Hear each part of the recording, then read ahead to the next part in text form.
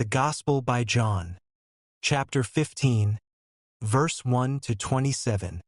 The vine and the branches. I am the true vine, and my Father is the gardener. He cuts off every branch in me that bears no fruit, while every branch that does bear fruit he prunes so that it will be even more fruitful. You are already clean because of the word I have spoken to you. Remain in me, as I also remain in you. No branch can bear fruit by itself. It must remain in the vine. Neither can you bear fruit unless you remain in me. I am the vine, you are the branches. If you remain in me and I in you, you will bear much fruit. Apart from me you can do nothing.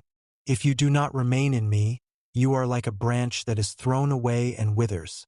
Such branches are picked up, thrown into the fire and burned. If you remain in me and my words remain in you, ask whatever you wish, and it will be done for you. This is to my Father's glory, that you bear much fruit, showing yourselves to be my disciples.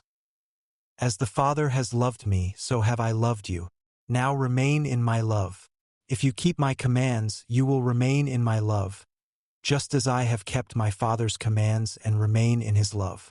I have told you this so that my joy may be in you and that your joy may be complete. My command is this: love each other as I have loved you. Greater love has no one than this, to lay down one's life for one's friends. You are my friends if you do what I command. I no longer call you servants, because a servant does not know his master's business. Instead, I have called you friends, for everything that I learned from my Father I have made known to you. You did not choose me, but I chose you and appointed you so that you might go and bear fruit, fruit that will last, and so that whatever you ask in my name the Father will give you. This is my command: love each other. The world hates the disciples. If the world hates you, keep in mind that it hated me first. If you belong to the world, it would love you as its own. As it is, you do not belong to the world, but I have chosen you out of the world. That is why the world hates you. Remember what I told you. A servant is not greater than his master. If they persecuted me, they will persecute you also. If they obeyed my teaching, they will obey yours also. They will treat you this way because of my name, for they do not know the one who sent me. If I had not come and spoken to them, they would not be guilty of sin. But now they have no excuse for their sin. Whoever hates me hates my Father as well. If I had not done among them the works no one else did, they would not be guilty of sin. As it is, they have seen, and yet they have hated both me and my Father. But this is to fulfill what is written in their law: they hated me without reason. The work of the Holy Spirit. When the Advocate comes, whom I will send to you from the Father, the Spirit of truth who goes out from the Father, he will testify about me. And you also must testify, for you have been with me from the beginning. Chapter 16, verse 1 to 33. All this I have told you so that you will not fall away. They will put you out of the synagogue. In fact, the time is coming when anyone who kills you will think they are offering a service to God. They will do such things because they have not known the Father or me. I have told you this, so that when their time comes you will remember that I warned you about them. I did not tell you this from the beginning because I was with you, but now I am going to him who sent me. None of you asks me, "Where are you going?" Rather, you are filled with grief because I have said these things.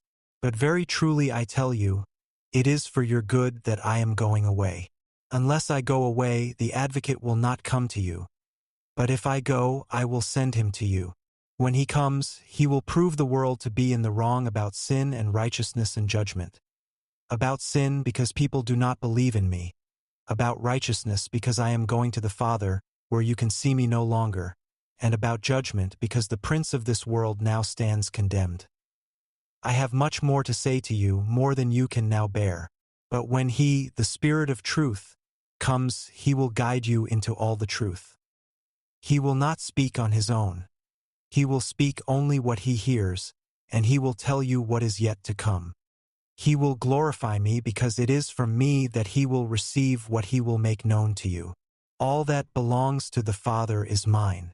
That is why I said the Spirit will receive from me what he will make known to you.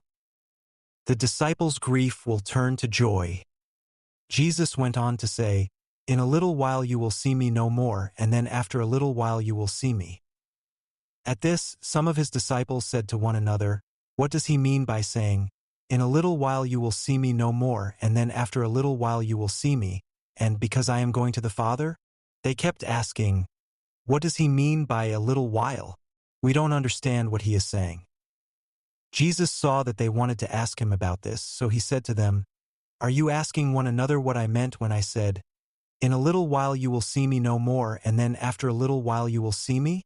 Very truly I tell you, you will weep and mourn while the world rejoices. You will grieve, but your grief will turn to joy. A woman giving birth to a child has pain because her time has come. But when her baby is born, she forgets the anguish because of her joy that a child is born into the world. So with you. Now is your time of grief, but I will see you again and you will rejoice, and no one will take away your joy. In that day you will no longer ask me anything. Very truly I tell you, my Father will give you whatever you ask in my name. Until now you have not asked for anything in my name. Ask and you will receive, and your joy will be complete. Though I have been speaking figuratively, a time is coming when I will no longer use this kind of language but will tell you plainly about my Father. In that day you will ask in my name. I am not saying that I will ask the Father on your behalf. No, the Father himself loves you because you have loved me and have believed that I came from God. I came from the Father and entered the world. Now I am leaving the world and going back to the Father." Then Jesus' disciples said, "Now you are speaking clearly and without figures of speech. Now we can see that you know all things and that you do not even need to have anyone ask you questions. This makes us believe that you came from God. Do you now believe?" Jesus replied, "A time is coming, and in fact has come, when you will be scattered, each to your own home. You will leave me all alone. Yet I am not alone, for my Father is with me. I have told you these things so that in me you may have peace. In this world you will have trouble.